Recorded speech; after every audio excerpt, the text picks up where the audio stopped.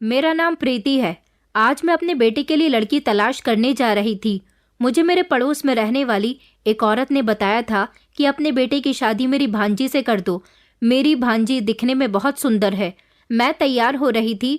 मेरी 2 बेटियां और एक बेटा था। मेरा परिवार ही मेरा सब कुछ था। मेरी शादी 23 साल पहले एक स्कूल टीचर से हुई थी। स्कूल टीचर मेरे पति थे और हम दोनों की लव मैरिज हुई थी। मेरी शादी एक बहुत बड़े परिवार में हुई थी, लेकिन वक्त के साथ साथ जैसे जैसे हमारा परिवार बढ़ता गया वैसे वैसे ही हम लोगों ने अपने अपने घर अलग अलग बना लिए। मेरा पूरा परिवार भोपाल शिफ्ट हो गया था और फिर यहीं हम लोगों ने अपनी जिंदगी आगे बढ़ाने का फैसला किया। मेरे पति की नौकरी शुरू से ही अच्छी थी, वो अच्छा कमाते थे, इसीलिए बच्चों को भी हमने अच्छी शिक्षा दी थी। मेरा बेटा अब जवान हो चुका था, उसकी उम्र 22 साल हो गई थी। उससे छोटी मेरी दोनों बेटियां थीं, ईशा और रीना।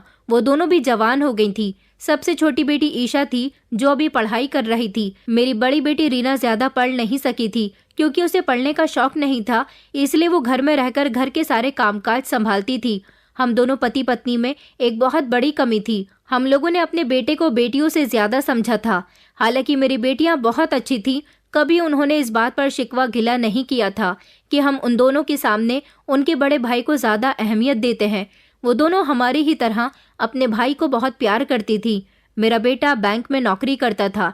अभी हाल फिलहाल में ही उसकी नौकरी लगी थी। हम सब लोग बहुत खुश थे क्योंकि वो भी अच्छा कमाने लगा था। शुरू से ही हमने अपने बेटे को बहुत छूट दी थी। जो उसका मन करता वो वैसा ही किया करता था। हालांकि बेटियों पर मैंने हमेशा रोक टोक लगाई थी। मेरे पति तो बेटियों को बहुत प्यार करते थे, मगर मैं हमेशा अपनी बेटियों को डांटती रहती थी, घर से फालतू नहीं निकलने देती थी। उनको यही समझाया करती थी कि घर में ही रहा करो। मेरी छोटी बेटी को मैं खुद उसके कॉलेज छोड़ने जाती थी। रीना की तो कोई सहेली ही नहीं थी, मगर ईशा की बहुत सारी सहेलियां थीं। मैंने अपनी बेटी को कभी मोबाइल भी नहीं दिया था, जबकि मेरा बेटा महंगी से महंगा मोबाइल लाता रहता था और उसको पैसे हम दोनों पति पत्नी ही दिया करते थे। हमारे दिमाग में हमेशा यही रहता था कि हमारा एक ही तो बेटा है और यही बेटा आगे चलकर हमारे बुढ़ापे का सहारा बनेगा। ऊपर वाले का दिया हमारे पास सब कुछ था, इसलिए कभी हमें किसी के आगे हाथ फैलाने की जरूरत नहीं पड़ी थी। हम लोग खुद पर घमंड करते थे कि हमारे यहाँ किसी चीज की कमी नहीं है।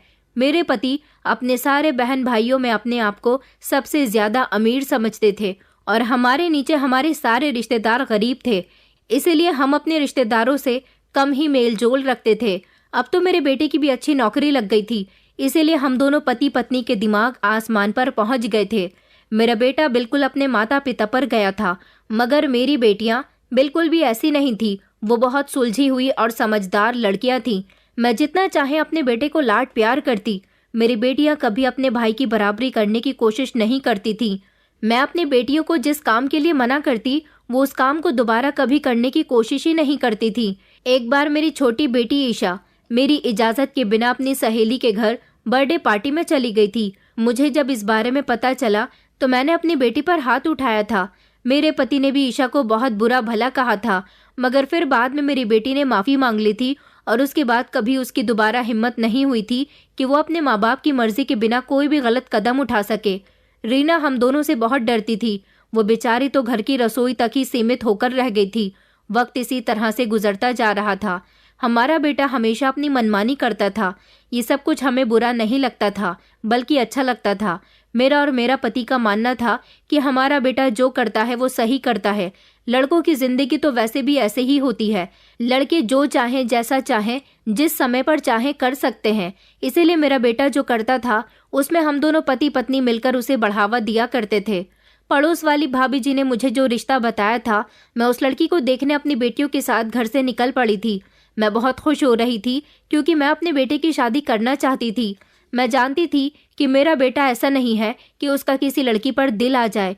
वो भले ही आज के ज़माने का लड़का है, मगर आज के समय में सच्ची मोहब्बत भला किसको होती है। लड़के लड़कियां आपस में टाइम पास करने के लिए ही बातें करते हैं।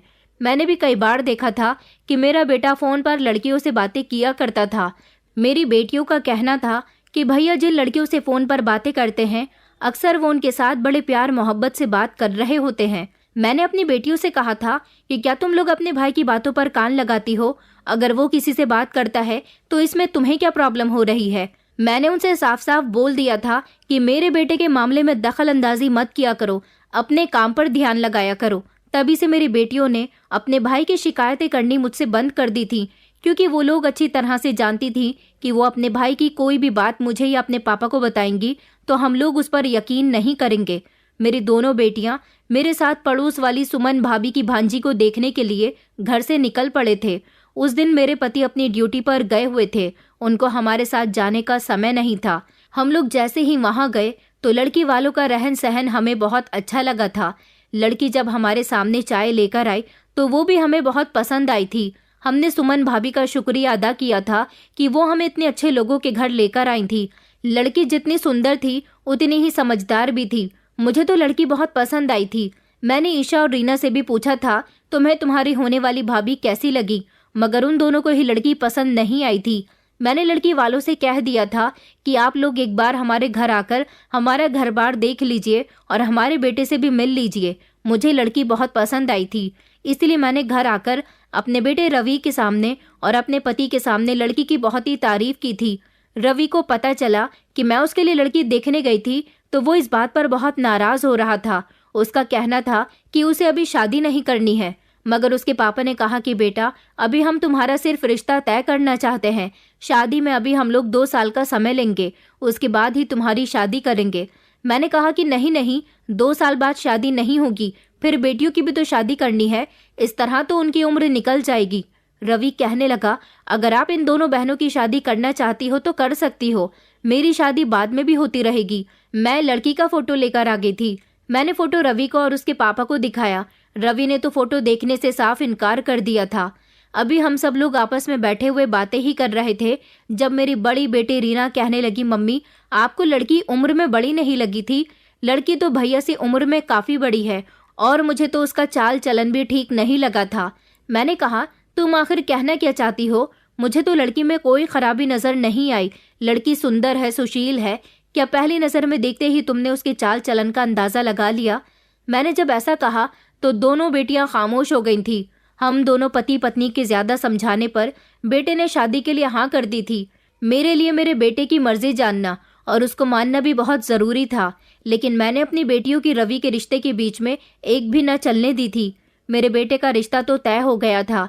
लड़की वाले हमारे घर आ गए थे, उन्होंने रवि को पसंद कर लिया था। सारे रिश्तेदारों से मैंने कह दिया था कि मेरी होने वाली बहू बहुत सुंदर है। सबसे ज्यादा अहम बात तो ये थी कि लड़की के मायके वाले बहुत अमीर लोग थे। मेरे बेटे का रिश्ता तो पक्का हो चुका था। हम लोग बहुत खुश थे। कहीं न कहीं मेरी बेटियों का चेहरा उदास था। फिलहाल वक्त इसी तरह से गुजरता जा रहा था। बेटे के ज्यादा जिद करने पर ससुराल वालों से हमने बात की थी और उनसे कहा था कि हम शादी 2 साल के बाद करेंगे। लेकिन इसी बीच बड़ी बेटी रीना का रिश्ता आ गया। लड़का बहुत अच्छा और शरीफ था। मेरे पति ने कहा कि हमें रीना की शादी कर देनी चाहिए। रीना से इस बारे में बातचीत की तो उसने कहा कि मैं पहले अपनी भाभी के साथ कुछ दिन रहना चाहती हूँ। आप लोग मेरी शादी इतनी जल्दी क्यों कर रहे हैं? मगर हम में से किसी ने भी उसकी एक न सुनी और उसका रिश्ता उसकी मर्जी के खिलाफ ही तय कर दिया। लड़के वालों का कहना था कि वो रीना को जल्द से जल्द अपने घर की बहू बनाना चाहते हैं, इसलिए हमने जल्दी ही रीना की शादी कर दी थी। अब घर में मेरी छोटी बेटी ईशा बची थी। ईशा ज्यादातर अपनी पढ़ाई में बिजी रहती थी, इसलिए वो घर का कोई काम नहीं करती थी। रीना के जाने के बाद मुझे बहुत सारी परेशानियों का सामना करना पड़ रहा था, क्योंकि जब से मेरी बेटियां जवान हुई थी मैं कोई काम नहीं करती थी। लेकिन अब रीना की शादी के बाद मुझे घर के काम करने पड़ रहे थे। मेरी बेटी के होते हुए हमने कभी नौकरानी नहीं रखी थी, लेकिन उसके जाने के बाद नौकरानी रखना मेरे लिए बहुत बड़ी मजबूरी बन गई थी। मेरे पति ने जिस नौकरानी से बात की थी वो एक जवान और खूबसूरत लड़की थी। वो जब हमारे घर काम करने के लिए आई तो मैं उस पर रोक टोक करती रहती थी। वो काम करने में बहुत सुस्तीली थी, मगर सारा काम बहुत सफाई और अच्छे तरीके से करती थी। भले ही वो काम देर से करती थी, लेकिन ठीक तरह से किया करती थी, इसलिए मैं उसे नौकरी से नहीं निकाल रही थी। लेकिन जब भी वो काम में देर करती मैं उसे ढेर सारी बातें सुनाया करती थी। ये सब मेरी बेटी को पसंद नहीं था। मेरी बेटी ने एक दिन मुझसे कहा, माँ आप शालू दीदी पर कुछ ज्यादा ही गुस्सा करती हो। वो आपकी डांट से चोरी चुपके रोती है और मुझसे कहती है कि मुझे नौकरी से मत निकालना, ये नौकरी मेरे लिए बहुत जरूरी है। आप बात बात पर उसे डांट देती हो, बार बार उसे नौकरी से निकालने की धमकी देती रहती हो। वो बहुत डर गई है। मैंने इस बात पर अपनी बेटी को डांट दिया और कहा कि अगर वो काम गलत करेगी तो मैं उसे निकालकर कोई दूसरी नौकरानी रख लूंगी। उससे कहो अपने अंदर फुर्ती लेकर आए और हर काम फुर्ती से किया करे। कुछ दिन गुजर गए थे। शालू अपने अंदर फुर्ती लेकर आ गई थी। सारे काम वो बहुत अच्छे से कर रही थी। अब मेरा ध्यान उसकी डांट डपट से भी हट गया था और अब मैं बस अपने बेटे की शादी के सपने देखती रहती थी। बस मुझे यही रहता था कि मैं अपने बेटे की शादी पर ऐसा करूंगी वैसा करूंगी। रीना की शादी को 3 महीने गुजर गए थे। नौकरानी रख लेने से मुझे उसकी कमी अब ज्यादा महसूस नहीं हो रही थी। मैं ना जाने कैसी माँ बन गई थी जिसे हमेशा अपना बेटा ही नजर आता था। बेटी की शादी कर दी थी फिर भी कभी उसे बुलाया नहीं था। एक दिन मेरी बेटी खुद ही घर आ गई थी। उसने जब घर में नौकरानी को काम करते हुए देखा तो उसने कहा कि अच्छा हुआ मम्मी आपने नौकरानी रख ली है, ये लड़की बहुत अच्छी है, कितने अच्छे तरीके से घर के काम कर रही है। मैंने कहा अच्छा, उसकी ज्यादा तारीफ मत करो, पैसे लेगी तो काम भी अच्छा ही करेगी ना। मैंने शालू के साथ अपना इतना खराब बिहेवियर रखा हुआ था कि वो बेचारी बस रो रो कर काम करती रहती थी। मैं चाहती थी कि वो किसी दिन नौकरी छोड़कर चली जाए तो मैं कोई दूसरी नौकरानी रख लूं, मगर वो तो नौकरी छोड़कर जाने का नाम ही नहीं ले रही थी। इसी दौरान रवि ने बैंक की नौकरी छोड़ दी थी। उसकी नौकरी छोड़ने पर हम लोग हैरान रह गए थे। उसके पापा ने उससे बात की थी, कहा था कि बेटा तुमने बैंक की नौकरी क्यों छोड़ दी है, तुम्हें पता है ना कि ये नौकरी तुम्हें कितनी मुश्किल से मिली थी। उसने कहा पापा मैं ये नौकरी नहीं करना चाहता, मुझे एक नई नौकरी मिली है जिसमें ज्यादा मेहनत भी नहीं करनी, बस घर से ऑनलाइन वर्क करना है। मेरा बेटा अब ज्यादातर घर पर ही रहता था और लैपटॉप के आगे ना जाने क्या करता रहता था। वो सारा सारा दिन घर में ही रहता था। मैंने देखा था कि कई बार रवि शालू को काम करते हुए बड़ी गौर गौर से देखता था। उसकी इस आदत पर मैंने उसे कई बार इग्नोर किया था। ये बात बिल्कुल भी अच्छी नहीं थी कि वो नौकरानी को इस तरह से देखता था। एक दिन मेरे पास ईशा आई और कहने लगी मम्मी मुझे आपसे कुछ बात करनी है। मैंने कहा हाँ बताओ क्या बात है। तो वो बोली कि मैंने कई बार नोटिस किया है भैया शालू दीदी को बड़े गौर गौर से देखते हैं। शालू दीदी उनको देखकर बहुत घबरा जाती हैं और उन्होंने मुझे बताया है कि मुझे तुम्हारे भैया का इस तरह से यूं देखना बिल्कुल भी पसंद नहीं है। अपने भाई से कहा करो कि वो मुझसे दूर रहा करे। मैं जब भी उनके कमरे में सफाई करने के लिए जाती हूँ वो मेरे नजदीक आने की कोशिश करते हैं। मैंने कहा ये सब तुमसे किसने कहा। ईशा कहने लगी शालू दीदी ने बताया है और मैंने भी अपनी आंखों से कई बार देखा भैया को उनके नजदीक जाते हुए। वो बेचारी तो भैया से डरी सहमी सी रहती हैं। मैंने कहा खामोश रहो, ज्यादा उसकी हमदर्दी करने की जरूरत नहीं है। वो हमारे घर की नौकरानी है और हमेशा नौकरानी ही रहेगी। मेरी बेटी खामोश हो गई थी। मैंने कहा उसको समझा देना ज्यादा तुम्हारे साथ फ्रेंडली ना हुआ करे, बस अपने काम पर ही ध्यान दिया करे। घर का माहौल अभी तक बिल्कुल ठीक चल रहा था। एक दिन मेरे बेटे के ससुराल वालों की तरफ से खबर आई थी वो लोग बच्चों की एंगेजमेंट करना चाहते हैं। मुझे भी इस बात से कोई एतराज नहीं था। हम लोगों ने सोच लिया था कि हम सगाई कर देते हैं। मेरे पति ने भी सगाई के सारे इंतजाम देख लिए थे। मैं अपने बेटे की एंगेजमेंट की शॉपिंग में लगी हुई थी, इसलिए मुझे ज्यादा फुर्सत नहीं मिल रही थी। बेटियों को तो वैसे भी मैं ज्यादा घर से बाहर नहीं लेकर जाती थी, ज्यादातर ईशा घर में ही होती थी। मैं अपने पति के साथ ही सारी शॉपिंग कर रही थी। एक दिन मैं जैसे ही घर के अंदर दाखिल हुई तो घर में एक अजीब सा हंगामा हो रहा था। शालू दहाड़ दहाड़ कर रो रही थी। मेरे पति कहने लगे क्या हुआ है। हम लोग घबराते हुए घर के अंदर दाखिल हुए तो शालू के बराबर में ही मेरी बेटी बैठी हुई थी और उसे तसल्ली देकर चुप करवा रही थी। मैंने कहा क्या हुआ है, किस बात का रोना धोना लगाया हुआ है। ईशा दौड़ती हुई मेरे पास आई और कहने लगी मम्मी भैया ने अच्छा नहीं किया। मैंने कहा क्या हो गया है, बताओ भी तो सही।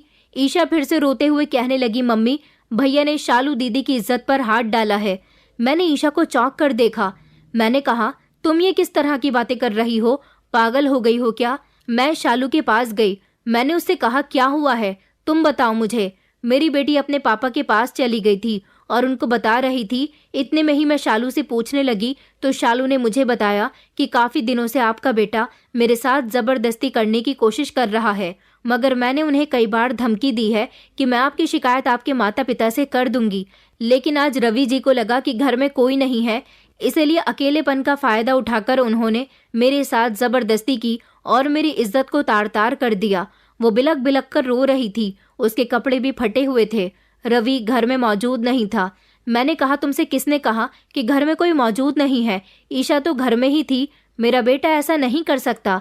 तभी ईशा मेरे पास आई और कहने लगी, मम्मी, भैया को लगता था कि मैं भी आपके साथ मार्केट गई हुई हूँ। मैं तो अपने कमरे में बैठी आराम से पढ़ाई कर रही थी। जब मुझे शालू दीदी के चीखने चिल्लाने की आवाज़ आई तो मैं दौड़ती हुई कमरे से बाहर निकली। मैंने देखा कि शालू दीदी के चीखने की आवाज़ भैया के कमरे से आ रही थी। भैया ने अपने कमरे का दरवाज़ा बंद किया हुआ था। मैं काफ़ी देर तक कमरे का दरवाज़ा बजाती रही, मगर भैया ने मेरी एक न सुनी और कमरे से लगातार शालू दीदी के रोने की आवाज़ आती रही थी। काफ़ी देर तक मैं दरवाजे पर ही खड़ी परेशान होती रही। थोड़ी देर बाद झट से दरवाज़ा खुला और भैया कमरे से बाहर निकलकर चले गए थे। मैं जैसे ही भैया के कमरे के अंदर गई तो शालू दीदी बड़ी बुरी हालत में बिस्तर पर पड़ी हुई थी। वो बहुत रो रही थी। मैंने उन्हें खामोश करवाया। उनकी हालत ठीक नहीं थी तो उन्होंने मुझे बताया कि तुम्हारे भाई ने मुझे कहीं मुंह दिखाने लायक नहीं छोड़ा। मैंने जब ईशा को गौर से देखा तो वो कहने लगी, मम्मी, मैं झूठ नहीं बोल रही हूँ, मैं इस सब का चश्मदीद गवाह हूँ। मैंने सब कुछ अपनी आंखों से देखा है। मैंने एक जोरदार थप्पड़ ईशा के मुंह पर मार दिया था। मैंने कहा, खामोश रहो, तुम जानती हो ना तुम क्या कह रही हो। तुम अपने भाई को गुनाहगार बता रही हो। अरे मुझे तो ये लड़की ही ठीक नहीं लगती। मैं रोती हुई शालू के पास गई और मैंने उसका बाजू पकड़कर जोर से झटका। मैंने कहा, ये लड़की मुझे शुरू दिन से ही ठीक नहीं लग रही। अरे इस जैसी लड़की अमीर घर के लड़कों को बदनाम करने में कोई कसर नहीं छोड़ती। तुम इसकी चालाकी नहीं जानती। ये तुम्हारे भाई को इस इल्जाम में फंसाकर इस घर की बहू बनना चाहती है। मेरी बेटे की आंखों में आंसू आ गए थे। उधर शालू बार बार मेरे आगे हाथ जोड़कर कह रही थी कि मैं सच कह रही हूँ, आपके बेटे ने मेरी जिंदगी बर्बाद कर दी है। मैं क्या करूँ, मैं कहाँ जाऊँ? आप तो मेरी बात समझने की कोशिश करिए। आप एक औरत हैं, फिर भी आप मेरे साथ ऐसा सुलूक कर रही हैं। मेरे पति एक तरफ खड़े हुए ये सब कुछ देख रहे थे। मैंने अपने पति से कहा, अरे आप ये सब क्या देख रहे हो? अभी और इसी समय पुलिस को फोन लगाओ। मैं इस घटिया लड़की को पुलिस के हवाले कर देती हूँ। मेरे पति ने कहा कि खामोश हो जाओ, इस लड़की को ही नौकरी से निकाल दो। पुलिस को बुलाकर यहाँ हंगामा करने की क्या जरूरत है? मेरी बेटी जल्दी से अपने पापा के पास गई और कहने लगी, पापा, आप ये क्या कह रहे हो? आप लोग इस बेचारी मासूम लड़की के साथ गलत कर रहे हो। शालू गरीब लड़की थी और इस जैसी गरीब लड़की के लिए अपनी इज्जत का खराब होना बहुत बड़ी बात थी। वो मेरे आगे हाथ जोड़ रही थी, रिक्वेस्ट कर रही थी, मगर फिर भी मैंने उसे धक्के मारकर घर से निकाल दिया था और कहा था कि आगे से मेरे घर आने की कोई ज़रूरत नहीं है। अगर मुझे यहाँ तुम दिखाई दी तो अच्छा नहीं होगा। मैं उसको अपने घर में ऐसी हालत में काम पर रखने का रिस्क नहीं ले सकती थी, क्योंकि मेरे बेटे का रिश्ता हो चुका था, उसकी एंगेजमेंट होने जा रही थी और कुछ समय के बाद ही उसकी शादी थी। ये लड़की अगर ज्यादा दिन तक मेरे घर में रहती तो मेरे बेटे पर और ज्यादा इल्जाम लगा सकती थी। मैं नहीं जानती थी कि मेरे बेटे ने उसके साथ कुछ गलत किया था या नहीं, क्योंकि अगर ये सब कुछ सच भी था तो मैं अपने बेटे को ही बचाती। रात तक रवि घर नहीं आया था। उसके पापा बार बार उसे फोन लगा रहे थे। मेरी बेटी को शालू का बहुत गहरा सदमा पहुंचा था। वो तो कमरे से बाहर ही नहीं निकल रही थी। मैं अगर उसके कमरे में जाती तो वो बार बार मुझसे यही कह रही थी कि आपने शालू के साथ अच्छा नहीं किया। फिलहाल जैसे जैसे वक्त गुजरता गया, शालू की याद उसके दिल से निकल गई थी। मेरे बेटे की एंगेजमेंट बहुत अच्छी हुई थी। उसके बाद से ही हमारे घर में पैसों की बारिश होने लगी थी। मेरा बेटा जो ऑनलाइन काम करता था, उससे वो ढेर सारे पैसे कमाने लगा था। हम लोग बहुत खुश थे कि हमारा बेटा दिन ब दिन कामयाब होता जा रहा है। शालू से रिलेटेड मैंने कोई भी बात रवि से नहीं की थी। मैंने देखा था कि ईशा अपने भाई से कोई बात नहीं करती थी और अपने भाई के घर में होने से वो खुद को कमरे में बंद कर लिया करती थी। मुझे लगता था कि मेरी बेटी पागल हो गई है, तभी तो वो ऐसी वैसी हरकतें कर रही है। उसने ये बात अपनी बड़ी बहन को भी बता दी थी, जिस पर रीना एक दिन हमारे घर आई और उसने रवि से बात की थी। रवि से कहा था कि भैया, आपने उस नौकरानी के साथ बिल्कुल भी अच्छा नहीं किया। जिस पर मेरा बेटा अपनी बहन पर भड़क उठा था और उसने कहा कि मेरी इसमें कोई गलती नहीं है, वो ही लड़की मेरे पीछे पड़ी रहती थी। मैंने उन तीनों भाई बहन को ये बात करते हुए देखा तो मुझे बहुत गुस्सा आया था। मैंने अपनी दोनों बेटियों पर कस के डांट लगाई थी। मैंने कहा, तुम्हारी हिम्मत कैसे हुई मेरे बेटे पर इल्ज़ाम लगाने की? तुम लोगों को शर्म नहीं आती कि ये तुम्हारा सगा भाई है और वो नौकरानी सिर्फ एक मामूली सी नौकरानी थी। तुम लोग उसकी बात पर यकीन करके अपने भाई पर इल्ज़ाम लगा रही हो। उस दिन मेरी छोटी बेटी ईशा ने कहा था कि माँ, आपने हमेशा भैया की गलतियों को बढ़ावा दिया है। एक दिन ऐसा आएगा जब आप भैया की गलतियों की वजह से बहुत पछताओगी और आपके पास पछतावे के अलावा कुछ भी नहीं बचेगा। मैंने दोनों ही बेटियों पर बहुत गुस्सा किया था। उस दिन के बाद रीना ने तो घर आना छोड़ दिया था। जबकि ईशा घर में ही किसी से बातचीत नहीं करती थी। मुझे कोई फर्क नहीं पड़ा था, मेरे लिए तो बस मेरा बेटा ही सब कुछ था। इन दिनों वैसे भी वो ज्यादा पैसे कमा रहा था, इसलिए और ज्यादा हम दोनों पति पत्नी उसकी हमदर्दी किया करते थे। शालू के जाने के बाद मैंने दूसरी नौकरानी रख ली थी, लेकिन इस बार जो नौकरानी रखी थी वो कोई जवान लड़की नहीं थी, बल्कि 4-5 बच्चों की माँ थी। वक्त अपनी रफ्तार के साथ बढ़ता जा रहा था। मेरे बेटे की शादी का समय भी आ चुका था, क्योंकि 2 साल देखते ही देखते पूरे हो गए थे। मेरे बेटे की शादी खूब धूमधाम से हुई थी। हमने उसकी शादी में किसी तरह की कोई कमी नहीं छोड़ी थी। मुझे अपने बेटे की पत्नी से बहुत सारी उम्मीदें थीं, लेकिन शादी के कुछ दिनों बाद ही मैंने उन दोनों पति पत्नी के अंदर बदलाव देखने शुरू कर दिए थे। मेरा बेटा अपने सारे पैसे अपने पास रखने लगा था। हम दोनों पति पत्नी को तो कुछ देता ही नहीं था। उसकी शादी में काफी सारा खर्चा हुआ था, उसका भी हिसाब उसने नहीं दिया था। उसकी शादी में जितना भी खर्च आया था वो सभी मेरे पति ने ही पूरा किया था। कुछ दिनों तक तो सब कुछ बिल्कुल ठीक चलता रहा, लेकिन धीरे धीरे मेरी बहू सोनिया भी अपने रंग दिखाने लगी थी। उसे ईशा बिल्कुल भी पसंद नहीं थी। वो छोटी छोटी बात पर ईशा को रोक टोक करती रहती थी। ईशा अपनी भाभी से इतनी तंग आ गई थी कि उसने कभी मुझसे या अपने पापा से या अपने भाई या भाभी की कोई शिकायत नहीं की थी, क्योंकि इससे पहले भी कई बार वो अपने भाई की शिकायत मेरे पास लेकर आ चुकी थी, जिस पर मैंने और मेरे पति ने उल्टा उसे ही डांट दिया था।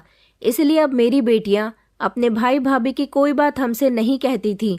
ईशा की पढ़ाई तो फाइनल हो चुकी थी। मेरे पति का कहना था कि मैं जल्द से जल्द ईशा की भी शादी कर दूंगा।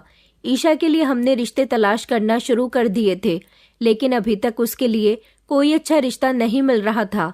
एक दिन सोनिया मेरे पास आई और कहने लगी, मम्मी पापा, आप लोग ईशा के रिश्ते के लिए परेशान हो रहे हैं।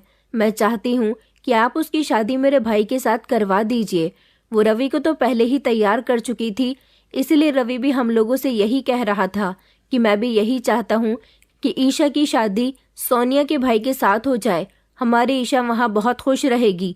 सोनिया का भाई आशीष दुबई में नौकरी करता था, अच्छे खासे पैसे कमाता था। सोनिया हमेशा अपने भाई की तारीफ करती रहती थी, इसलिए हमने सोचा कि हमारी ईशा के तो भाग जाग जाएंगे, हमारी बेटी वहाँ खुश रहेगी। हमने यही सब सोचकर ईशा का रिश्ता सोनिया के भाई के साथ तय कर दिया था। जिस तरह हम दोनों पति पत्नी ने अपनी बड़ी बेटी की मर्जी नहीं जानना चाही थी, उसी तरह हमने अपनी छोटी बेटी से भी कुछ नहीं कहा था, बस उसकी खामोशी से शादी कर दी थी। मेरी बेटी बहुत अच्छी और समझदार थी। उसने वैसा ही किया जैसा हम लोग चाहते थे। मेरी बेटी भी शादी करके इस घर से जा चुकी थी। अब सिर्फ बहू बेटे ही घर में बचे थे। शादी के बाद काफी समय हो गया था। मेरे पति ही अपनी सैलरी से घर चला रहे थे। रवि ने काफी दिनों से पैसे नहीं दिए थे। जब भी मेरे पति कहते कि रवि से पैसे लिया करो, मैं अपने बेटे से पैसे मांगती तो वो फौरन इनकार कर दिया करता था। कहता था कि मम्मी, अभी मेरे पास कोई पैसा नहीं है। मैंने अपने पति से कहा था कि आपको कुछ दिन खामोश रहना चाहिए, अभी उसकी नई नई शादी हुई है। मेरे पति कहने लगे कि नई नई शादी हुई है तो तुम्हारे बेटे ने शादी में कोई पैसा नहीं लगाया, उसकी पूरी शादी मैंने ही की है। मैंने कहा, जब बेटा ढेर सारे पैसे कमाकर लाया करता था तो वो भी तो आपको ही लाकर दिया करता था, आपको उसके पैसे संभाल कर रखना चाहिए थे। मेरे पति मेरी इस बात पर खामोश हो जाते थे, लेकिन अब काफी समय हो गया था। रवि और उसकी पत्नी के तेवर दिन ब दिन बदलते जा रहे थे। दोनों पति पत्नी अपने सारे शौक पूरे करते थे। जिस दिन से उसकी पत्नी घर में आई थी, तभी से वो अपने माँ बाप पर भी कोई ध्यान नहीं देता था। हमारे घर में जो नौकरानी काम करती थी, रवि की पत्नी ने उसे भी नौकरी से निकाल दिया था। उसने कहा था कि मम्मी जी, मुझे नौकरानी के हाथ का खाना पसंद नहीं है, अब घर के काम आप किया करो। जब ये बात मैंने सुनी तो मैंने कहा, बेटा मैं घर में काम कैसे कर सकती हूँ? तो वो कहने लगी कि जी, आपको ही घर के सारे काम करने होंगे, क्योंकि मेरे पति के पैसे इतने फिजूल के नहीं है कि वो नौकरानी को भी पैसे दिया करे। मैंने कहा, इस घर में जितने पैसे तुम्हारा पति कमाता है उतने ही पैसे मेरा पति भी कमाता है। तो वो कहने लगी कि आपको शायद याद नहीं है कि आपके पति ने 2 दिन पहले नौकरी छोड़ दी है। मैंने कहा, ये तुम क्या कह रही हो? तो वो कहने लगी, अगर आपको यकीन नहीं आता तो आप पापा जी से जाकर पूछ सकती हैं। मैं इस समय कमरे में आई और मैंने अपने पति से पूछा, क्या आपने नौकरी छोड़ दी है? तो वो कहने लगे कि हाँ, मैं नौकरी छोड़ चुका हूँ। अब मेरी बूढ़ी हड्डियों में इतनी जान नहीं है कि बच्चों को पढ़ाता रहूं। वैसे भी स्कूल में अब नया स्टाफ आ गया है। मैंने कहा, अभी आपको कुछ दिन तो और नौकरी करनी चाहिए थी। वो कहने लगे कि नहीं नहीं, मैं नौकरी नहीं करना चाहता। अब अपने बेटे से कहो कि खुद इस घर को चलाएगा। मेरे पति की नौकरी नहीं थी। तभी तो उसकी पत्नी इतना उछलकर बोल रही थी। बस उस दिन के बाद से ही हमारे बुरे दिन आने शुरू हो गए थे। मुझे अपनी बेटियों के सामने का समय याद आता था जब मेरी बेटियां मेरे लाख डांटने के बावजूद भी किसी बात का ना तो बुरा मानती थी और ना ही कभी पलटकर मुझे जवाब दिया करती थी। बहू तो ऐसी थी कि उससे अगर छोटी सी बात भी कर लिया करते थे तो वो फौरन ही अपने पति से शिकायत लगा दिया करती थी। अब तो मेरी दोनों बेटियों ने अपने मायके आना पूरी तरह से बंद कर दिया था। बेटा भी हमारे हाथ से निकल चुका था।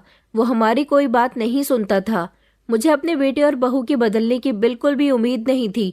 हमने सारी जिंदगी अपने बेटे से बहुत प्यार किया था और आज जब उसकी शादी हो गई तो वो अपनी पत्नी के जैसा हो गया था। ये सब कुछ देख देख कर मेरे पति को भी अफसोस होने लगा था, क्योंकि हमारे बेटे ने अपने माता पिता के साथ बहुत बुरा व्यवहार करना शुरू कर दिया था। वो नौकरी पर तो अभी भी नहीं जाता था। अभी भी वो ऑनलाइन ही काम कर रहा था। बहू का व्यवहार दिन ब दिन हमारे साथ इतना गलत होता जा रहा था कि मुझे अपनी बेटियों की कही बात समझ आने लगी थी। मेरी बेटियों ने सही कहा था कि इस लड़की का चाल चलन बिल्कुल भी ठीक नहीं है, मगर मैंने अपनी बेटियों की उस समय एक न सुनी थी। रीना से तो मेरी कभी कभी बात हो जाया करती थी, लेकिन ईशा, वो तो जब से शादी करके गई थी उसके बारे में कुछ पता ही नहीं चला था। एक दिन मेरे पति कहने लगे कि हमें ईशा से मिलना चाहिए। कई दिन हो गए हैं जब से उसकी शादी हुई है, वो यहाँ वापस आई ही नहीं है। सोनिया हम दोनों को खाना भी बहुत मामूली सा दिया करती थी। घर के हालात बहुत ज्यादा तंग होते जा रहे थे। सोनिया का कहना था कि आपका बेटा कुछ कमाकर लाता ही नहीं है, मगर ऐसा कैसे हो सकता था? जब तक उसकी शादी नहीं हुई थी तब तक उसका काम तो बहुत अच्छा चल रहा था। अब अचानक ऐसा भी क्या हो गया था कि घर में तंगी के दिन आ गए थे। सोनिया हमें बात बात पर ताने देती रहती थी, बातें सुनाती रहती थी, कहती थी कि जब बेटा किसी लायक नहीं था तो मुझे इस घर की बहू बनाने की क्या जरूरत थी। ऐसी बातें वो सिर्फ अकेले में ही कहा करती थी। अपने पति के सामने तो वो बहुत अच्छी और शरीफ बनकर रहती थी। मैंने सोनिया से कहा था कि मुझे ईशा का मोबाइल नंबर दे दो, क्योंकि जिस समय ईशा की शादी हुई थी तब पता चला था कि शादी के कुछ दिनों बाद ही ईशा दुबई चली गई है। लेकिन सोनिया ने नंबर देने से साफ इनकार कर दिया था। उसने कहा कि मुझे कुछ नहीं पता वो कहाँ है और कहाँ नहीं। मैंने कहा, बेटा, ये तुम कैसी बातें कर रही हो? ईशा तुम्हारी भाभी है, तुम्हारे पास तुम्हारे भाई का नंबर तो होगा ही ना। उसने साफ इनकार कर दिया कि मेरे पास अपने भाई का भी कोई नंबर नहीं है। मैंने रवि के पापा से कहा कि चलिए ना, हम सोनिया के घर चलते हैं, वहां से हमें ईशा के बारे में कुछ पता चल जाएगा। हम लोग अगले दिन जैसे ही सोनिया के मायके गए तो वहां जाकर हमें एक नई खबर सुनने को मिली थी। हमने जब उनसे कहा कि हमें अपनी बेटी से बात करनी है, आपके पास तो जरूर अपने बेटे का मोबाइल नंबर होगा। उन्होंने हमें ईशा के पति का मोबाइल नंबर दे दिया था। हमने जैसे ही उस पर कांटेक्ट किया तो ईशा के पति ने कॉल उठाई थी। हमने पहले उससे हालचाल लिए और फिर ईशा के बारे में पूछा तो वो कहने लगा कि आपकी बेटी तो दुबई आने के कुछ दिनों बाद ही यहाँ से गायब हो गई, पता नहीं कहाँ चली गई। मुझे तो लगता है कि उसका किसी के साथ अफेयर चल रहा था। मैंने कहा, ये तुम क्या कह रहे हो? मेरी बेटी ऐसी वैसी नहीं है, बताओ मेरी बेटी कहाँ है? तो वो कहने लगा, आप ये सवाल मुझसे क्यों कर रही हो? ये सवाल अपने आप से करो, आपने अपनी बेटी की ऐसी ही परवरिश की थी। उसने मुझे फोन पर ढेर सारी बातें सुनाई। हम दोनों पति पत्नी अपना उदास और लटका हुआ चेहरा लेकर घर वापस आ गए थे। हमने सोच लिया था कि हम इस बारे में रवि को बताएंगे, वो ईशा को तलाश करेगा। भला उस अनजान देश में हमारी बेटी कहाँ गायब हो गई। अभी हम लोग घर आए ही थे कि हमने देखा कि घर में पुलिस मौजूद थी। हम लोग घबरा गए। मेरे पति ने कहा, क्या हुआ है? तो पुलिस वालों ने बताया कि आपका बेटा कहाँ है? घर में तो नहीं है, हम लोग आपका ही इंतजार कर रहे हैं, हमें आपका बेटा चाहिए। मैंने कहा, मगर ऐसी भी क्या बात हो गई है? वहां पर पुलिस ही नहीं बल्कि बहुत सारे लोग भी मौजूद थे और उन लोगों का कहना था कि हमें हमारे पैसे चाहिए। मैं और मेरे पति ये सब कुछ देखकर बहुत डर गए थे। मेरे पति ने जब पुलिस से पूरी बात पता की तो पता चला कि रवि काफी समय से किसी ऑनलाइन वेबसाइट पर पैसा लगा रहा था और उस वेबसाइट पर पैसा लगाकर उसे डबल पैसे कमाकर प्रॉफिट हो रहा था। इसमें उसे क्वांटिटी के हिसाब से अमाउंट डालना था। उसके पास पैसे नहीं होते तो वो लोगों को डबल पैसे होने का लालच दिया करता था और फिर वो पैसे वेबसाइट पर लगा दिया करता था। शुरू शुरू में तो उसे इस वेबसाइट पर काफ़ी सारा फ़ायदा हुआ था, लेकिन कुछ समय के बाद उसको नुकसान होने लगा। तभी तो हमारे घर में तंगी आने लगी थी। लेकिन जितने लोगों से उसने पैसा लिया था उन लोगों का पैसा उसने अभी तक लोगों को वापस नहीं किया था।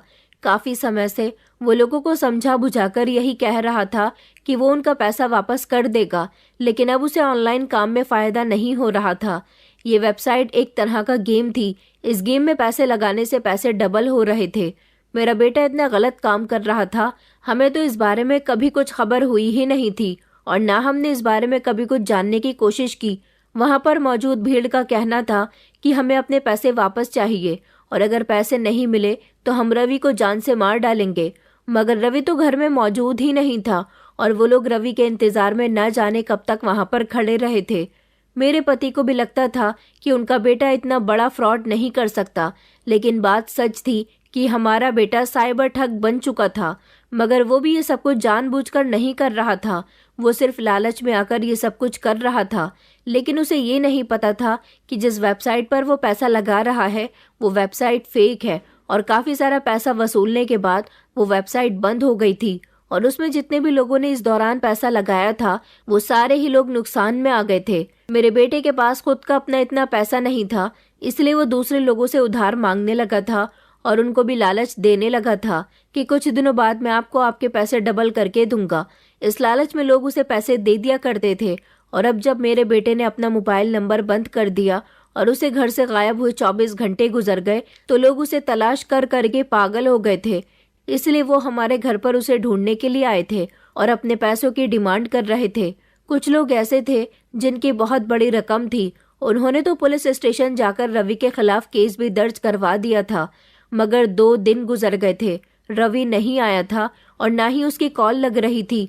जिन लोगों ने रवि को पैसे दिए थे वो लोग घर आकर बहुत हंगामा कर रहे थे। इधर मेरी बेटी का कुछ पता ही नहीं चल रहा था और दूसरी तरफ मेरे बहू बेटे गायब थे। मेरे पति पर सब लोग आरोप लगा रहे थे कि आपने पैसे लेकर अपने बेटे और बहू को भगा दिया। इधर हम लोगों का जीना दुश्वार हो चुका था। मैं अपनी बेटी की फिक्र में घुली जा रही थी। मेरे पति ने रवि और उसकी पत्नी की गुमशुदगी की रिपोर्ट पुलिस स्टेशन में दर्ज करवा दी थी। पुलिस ने हमें भरोसा दिलाया था कि वो उन दोनों को तलाश कर ही लेंगे। हमारे पूरे मोहल्ले में बहुत बदनामी हो रही थी। बदनामी के डर से मेरे पति ने तो अब घर से निकलना ही बंद कर दिया था। रीना भी ये सब कुछ देखकर और सुनकर घर आ गई थी। मैंने जब रीना को ईशा के बारे में बताया तो उसके पति ने हमारी बहुत मदद की थी। उसके पति का एक दोस्त दुबई में काम करता था, उसने वहां ईशा का पता लगवाया और उसकी गुमशुदगी की रिपोर्ट भी पुलिस स्टेशन में दर्ज करवा दी थी। लोगों ने हमें इस कदर परेशान कर दिया था कि हम तंग आ गए थे। मेरे पति तो इसी टेंशन में बीमार पड़ गए थे। लोग बार बार हमारे घर में आते तो रवि की तलाशी लिया करते थे, मगर वो तो कहीं मिल ही नहीं रहा था। हमने उसके हर दोस्त, रिश्तेदार और हर जगह उसे तलाश कर लिया था। पुलिस भी उसे ढूंढ रही थी। 2 दिन बाद पुलिस ने रवि और सोनिया को अरेस्ट कर लिया था। वो दोनों वहां छुपे बैठे थे। जब वो लोग वहां से पकड़े गए तो पुलिस ने उनसे बयान लिए। रवि ने अपना जुर्म कबूल कर लिया था। रवि खुद तो यहाँ से भागी गया था, मगर अपनी पत्नी को भी साथ लेकर चला गया था। इसमें सोनिया की कोई गलती नहीं थी, इसलिए उसे छोड़ दिया गया था। उधर दुबई पुलिस ने ईशा को हर तरह से ढूंढने की कोशिश की थी, क्योंकि दुबई में सिर्फ ईशा ही गायब नहीं हुई थी। बहुत सारी ऐसी लड़कियां थी जो इन 3 महीने में गायब हो चुकी थी और वो सभी लड़कियां इंडियन थीं। दुबई पुलिस लड़कियों के गायब होने पर जांच पड़ताल कर रही थी, जिसमें पता चला था कि इंडिया की लड़कियां दुबई लाकर बेची जा रही है और ईशा को बेचने वाला कोई और नहीं बल्कि उसका पति था। ये खबर जब हमें पता चली तो हम लोग दहल कर रह गए थे। मुझे पता था कि जरूर मेरी बहू को ये सब कुछ पता होगा, लेकिन जब सच मेरे और मेरे पति के सामने आया तो हमारे होश उड़ गए थे। दरअसल मेरे बेटे ने ही बता दिया था कि उसने एक बहुत बड़ी गलती की है। वो गलती ये थी कि उसने अपनी ही बहन को दुबई में बिकवा दिया था। उसने जानबूझकर अपने साले के साथ मेरी बेटी की शादी करवाई थी। लड़का दुबई में काम करता था, अच्छी कमाई करता था, इसलिए हमने ईशा की शादी उसके साथ कर दी थी। मगर हमें ये नहीं पता था कि वो दुबई में आखिर कौन सा काम करता है। वो शादी के 1 हफ्ते बाद ही मेरी बेटी को दुबई लेकर चला गया था और वहां जाने के बाद उसने ईशा को बेच दिया था और उसके प्रॉफिट के आधे पैसे उसने अपनी बहन को भिजवा दिए थे। सोनिया एक दिन इस बारे में अपने भाई से फोन पर बात कर रही थी और उसके पास इतने सारे पैसे देखकर रवि को भी उस पर शक होने लगा था, क्योंकि रवि के दिमाग में सोनिया ने ही ये बात डाली थी कि अपनी बहन की शादी मेरे भाई के साथ करवा दो। जब रवि ने सोनिया को ईशा के बेचने वाली बात उसके भाई के साथ करते हुए सुन ली तो उसने अपनी पत्नी से लड़ाई झगड़ा करना शुरू कर दिया था। उसकी पत्नी ने उसे वो पैसे दिखाए जो उसे ईशा को बेचने के बाद मिले थे। पैसे देखकर रवि की आंखों में लालच उतर आया था और उसने वो वाले पैसे भी इसी काम में लगा दिए थे, मगर वो वेबसाइट अचानक बंद हो गई और जितने भी पैसे मेरे बेटे ने लगाए थे उसे उस सब में नुकसान हो गया। मेरे बेटे को पुलिस ने पकड़ लिया था।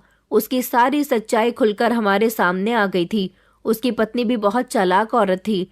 अब हम दोनों पति पत्नी को एहसास हुआ था कि जिस बेटे पर हमें सारी जिंदगी गर्व रहा उस बेटे ने हमारा सर झुका दिया था, और बेटियां जिन्होंने हमेशा हमारे सामने सर झुकाकर रखा वही हमारी गलती का शिकार हो गई। मेरी बड़ी बेटी के पति ने बड़ी कोशिश की और किसी भी तरह दुबई से ईशा को बुलवा लिया था, क्योंकि वो दुबई चला गया था और वहां जाकर उसने हर चीज की जांच पड़ताल की थी। इस तरह जितनी भी लड़कियां थीं वो सारी ही लड़कियां पकड़ी गईं।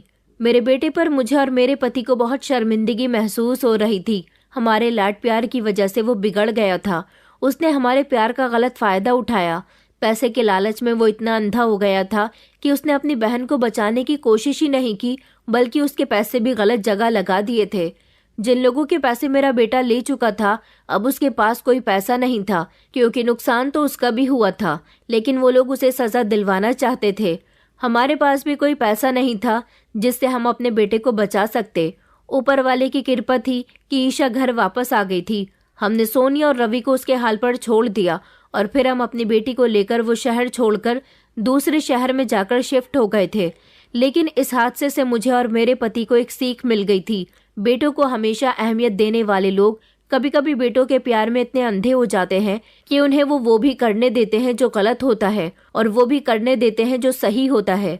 हमें बच्चों को बराबर से प्यार देना चाहिए, बेटियों से भी प्यार करना चाहिए और बेटों से भी बेटियों को उनका हक दिलाने के लिए हमें आवाज़ उठानी चाहिए, जबकि बेटों से भी कहना चाहिए कि अपनी बहनों की इज्जत करो। मेरे बेटे ने उस नौकरानी के साथ भी गलत किया था। अगर उस समय मैं अपने बेटे का आरोप ना छुपाती तो आगे मेरा बेटा शायद और गलती ना करता, क्योंकि उस नौकरानी और मेरी बेटी ने कहा था कि हम एक दिन अपने बेटे की वजह से ही बहुत पछताएंगे। और वक्त कुछ ऐसा ही आ गया था कि हमें अपना सब कुछ छोड़कर दूसरे शहर आकर बसना पड़ गया था। लेकिन शहर छोड़ने से पहले मैंने अपने पति को बता दिया था कि हमें शालू से ज़रूर मिलना होगा। हमें शालू से माफ़ी मांगनी होगी, क्योंकि शालू के साथ जो कुछ भी हुआ था उसमें गलती सिर्फ रवि की नहीं बल्कि मेरी भी गलती बराबर से है। हम लोग जब शालू के घर उससे माफ़ी मांगने के लिए चले गए थे, मुझे शालू के घर का एड्रेस पता था। वहां जाने के बाद मुझे उसके परिवार से पता चला कि उसकी शादी हो गई है और उसकी शादी किसी अच्छे लड़के के साथ हुई है। वो अपनी ससुराल में बहुत खुश है। उसके घर वाले बहुत गरीब थे। उन लोगों को हमने कुछ नहीं बताया था। हम लोग पहले ही काफ़ी शर्मिंदा थे, मगर हमें खुशी हुई थी कि वो लड़की अच्छी जगह गई है। मगर हमारे साथ तो बहुत बुरा हो चुका था। हम लोग शर्मिंदा होने के अलावा कुछ भी नहीं कर सकते थे। मेरी बेटी रो रो कर कह रही थी कि आपका किया ही मेरे आगे आया है, क्योंकि आपने और आपके बेटे ने जो किया उसकी सज़ा मुझे मिली। मैंने अपनी बेटी से भी माफ़ी मांग ली थी। मैं और मेरे पति को सीख मिल चुकी थी कि जो लोग बेटा समझकर बेटों की गलतियों को बढ़ावा देते हैं वो अपने आने वाले बुरे वक्त की तैयारी कर रहे होते हैं। बच्चों को हमेशा अच्छी सीख देनी चाहिए। दोस्तों, उम्मीद करती हूँ आपको हमारी कहानी पसंद आई होगी। कहानी पसंद आई है तो वीडियो को लाइक करें, चैनल पर नए हैं तो चैनल को सब्सक्राइब करें और हाँ, नोटिफिकेशन बेल को जरूर दबाएं ताकि अगली अपडेट सबसे पहले आपको मिले।